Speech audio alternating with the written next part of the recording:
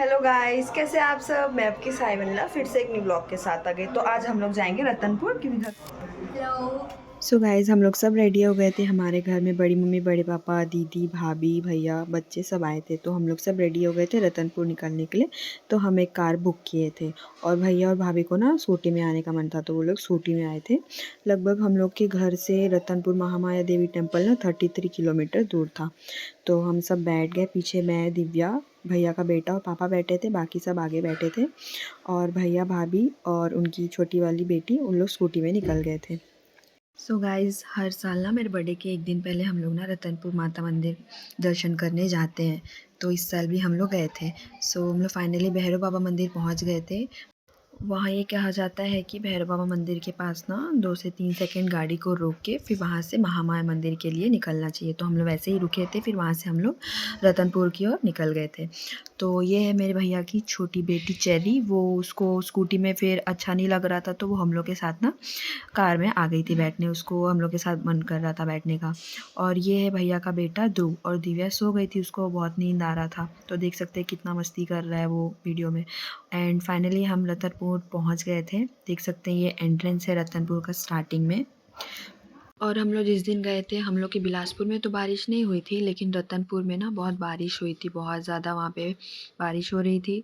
और उस दिन दशहरा का दूसरा दिन था, 13 अक्टूबर। तो उस दिन भी बहुत ज़्यादा रश था। हम लोग नहीं सोचे थे कि दशहरा के दूसरे दिन भी इतना ज़्यादा रश होगा रतनपुर में।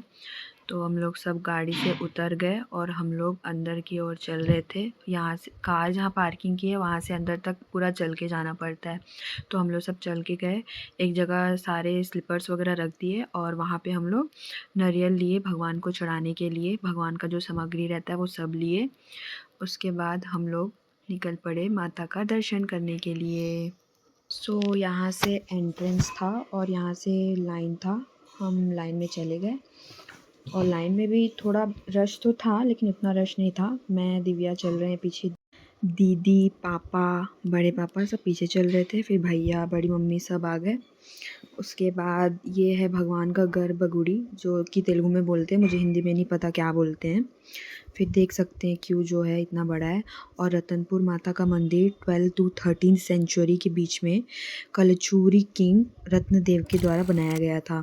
बोला जाता है कि जहाँ पे माता हुआ है वहाँ पे रत्नदेव जी को काली माता का दर्शन हुआ था, इसलिए वहाँ पे भगवान का स्थापना हुआ।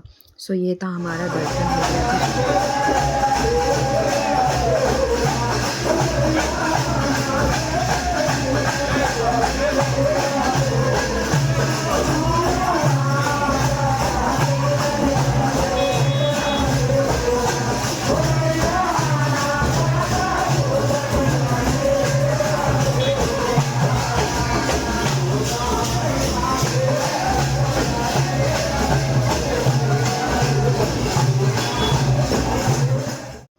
उसके बाद हम लोग दिया का दर्शन किए। देन उसके बाद भैरव बाबा मंदिर पहुंच गए।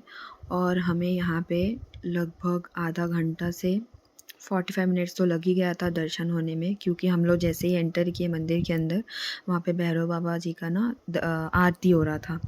तो बहुत ज़्यादा क्यू था और वहाँ पे लेट भी हो गया था बहुत ज़्यादा, क्योंकि वो आरती का टाइम था। तो हम लोग सब आ गए और हम लोग जा रहे हैं अंदर भगवान का दर्शन करने।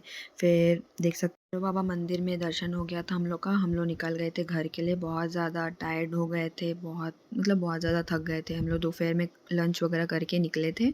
सो ये था मेरा व्लॉग। कैसे लगा आप लोग बताइएगा। Thanks for watching.